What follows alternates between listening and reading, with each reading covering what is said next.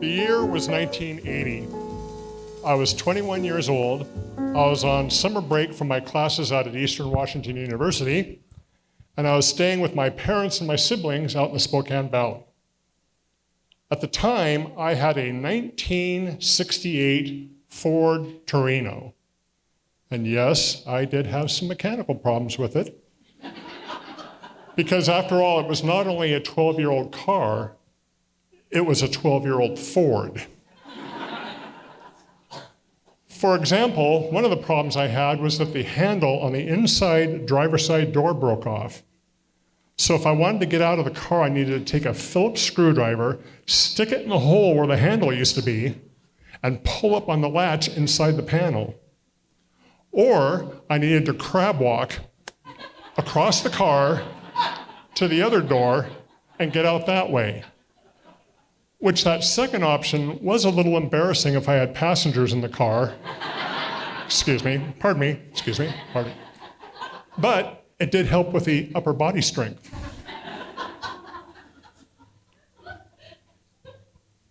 So one day I was going to go to a friend's house, and I forgot one other thing about my car though, is that the other problem I had one time, or all the time I should say, was that if the engine was cold and I needed to go somewhere, I couldn't just jump in, start up the car, put it in the drive and go.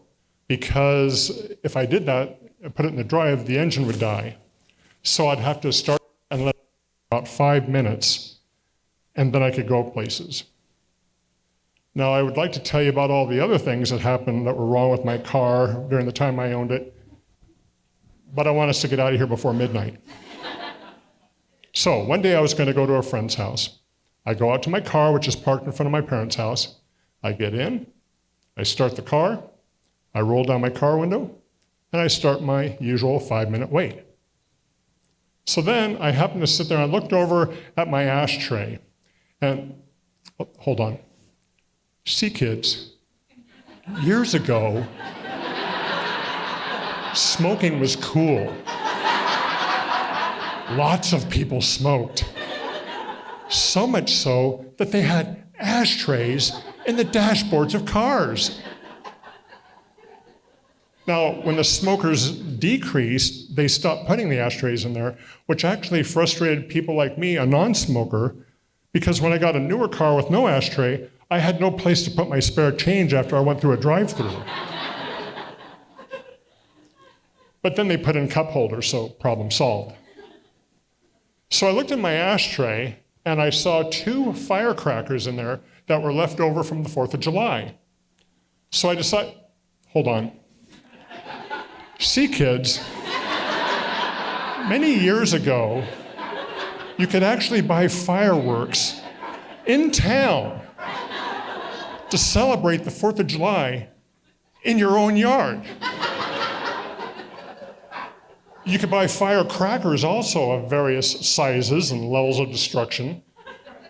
But those places were a little harder to find unless, like me, you knew somebody. But then, state officials were noticing that a large number of people, much larger than usual, were going to the hospital on the 4th of July.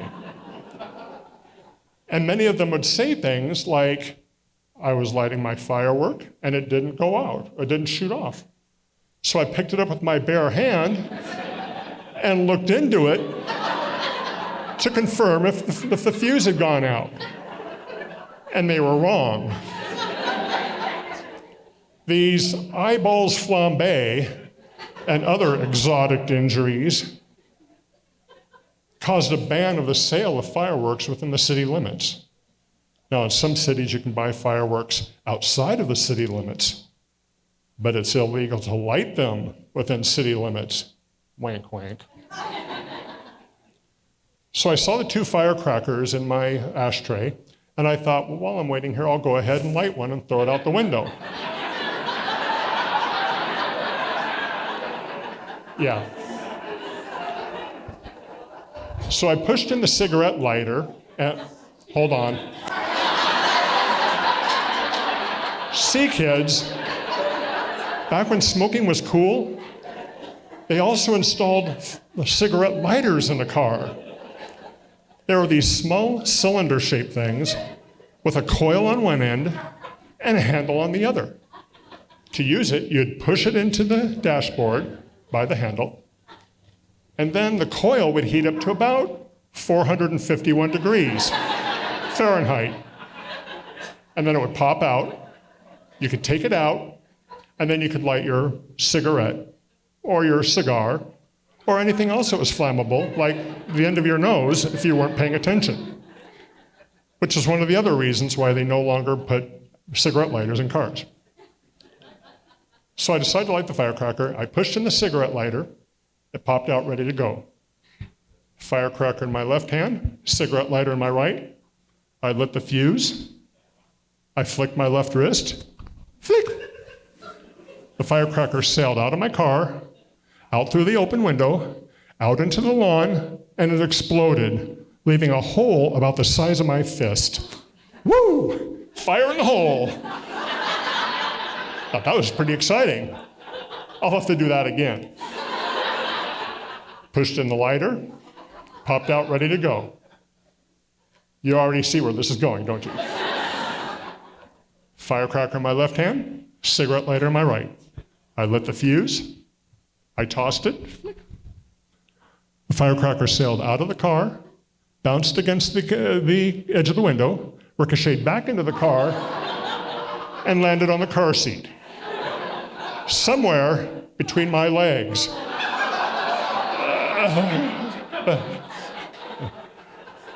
Now, all of a sudden, time slowed way down.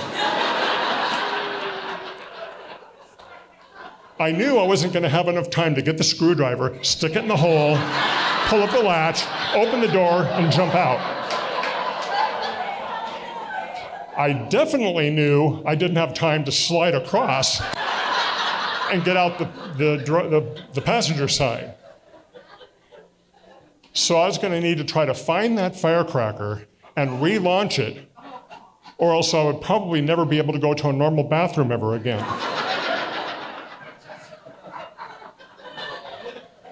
With that, I pressed my shoulders against the back of my car. I pressed both feet firmly to the floor. I brought my rear up into the air, and I stuck my right hand down between my legs. An image that you can't unsee, and I apologize for that. With my right hand flailing about, I fortunately found the firecracker right away. And before that explosive could turn my pants into a pair of bottomless chaps, I used my index finger and my middle finger like a pair of tweezers. I grabbed onto that firecracker, I pulled it out from between my legs, and I threw it again, just as it exploded. And when I say I threw it just as it exploded while still inside the car. Right about there. Say what you will about a 1968 Ford Torino, but those cars were built solid. And when that firecracker exploded inside of this vault of metal and heavy glass, it felt as if my eardrums were both pushed deeper into my head, meeting somewhere in my nasal passage. I tell you, my ears rang for, well, let me see, this was about 42 years ago. My ears rang for 42 years and counting. Also, when the firecracker exploded, it was so close to my hand that the ends of my fingers were all numb for at least a couple of weeks, which made eating food with my hands somewhat of a problem, because at times I didn't know where the food ended and my fingers began. It gave finger food a whole new meaning. But with that, I eased my rear back down into the seat. And then I was noticing that when I first started, I had pressed both feet firmly to the floor, and my right foot was over my gas pedal. So when I floored both feet, I floored my gas pedal. My engine was screaming with such high revolutions, I was surprised that the car hadn't turned into one giant gyroscope slowly spinning around in the street. But with that, I eased the foot off my gas, double-checked my body parts to make sure they were all okay. And then, with the car and my body relatively intact, and my engine very, very warmed up, I drove to my friend's house and I told him the story that I've just told you, about how getting to his house was such a blast.